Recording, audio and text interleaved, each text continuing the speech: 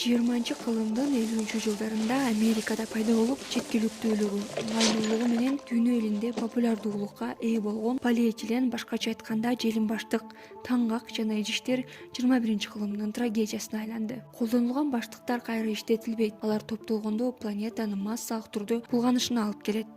Бул жаныбарларга да, өсүмдүктөргө да оордутогус зыян келтирет.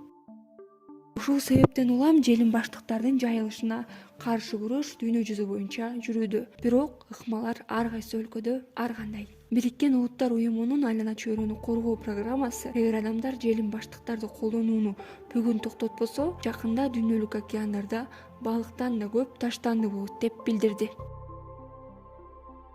Ошондуктан Африкада бир жолу колдонулуучу идиштерди тыюу салуу боюнча айыгышкан күрөш жүрүп жатат. Бул континенттин өлкөлөрүндө желим буюмдарды өндүрүүгө жана колдонууга гана эмес, туристтерге желим баштыктарга салынган буюмдарды алып кирүүгө да тыюу салган мыйзам иштейт. Кенияда бул мыйзамды бузгандар $20,000 $40,000 чейин айып пул төлөп, ал тургай 4 жылга чейин эркинен ажыратылат.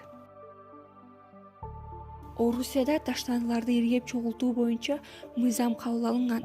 Мыйзамга ылайык эми желим баштыктар түсүнө жараша ак, көк, кызыл жана башка болуп бөлүштүрүлөт. Бул желим бөлүкчөлөр жуу стадиясынан өтүп, бышыруу, башкача айтканда агломерацияга дуушар болушат. Кийинки этабы грануляция, анын натыйжасында кайра иштетүүгө ылайыктуу чука, полимер чиптери пайда болот.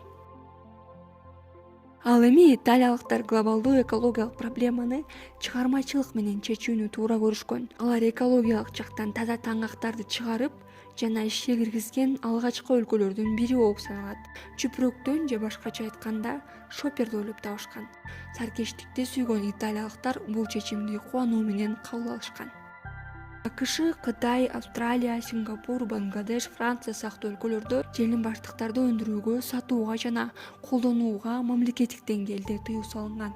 Германия да бул өлкөлөрдүн катарында. Аталган мамлекеттерде желим баштыктарга салык киргизилип, бул керектөөчүлөргө да, дистрибьюторлор менен өндүрүүчүлөргө да таасирин тийгизе алган.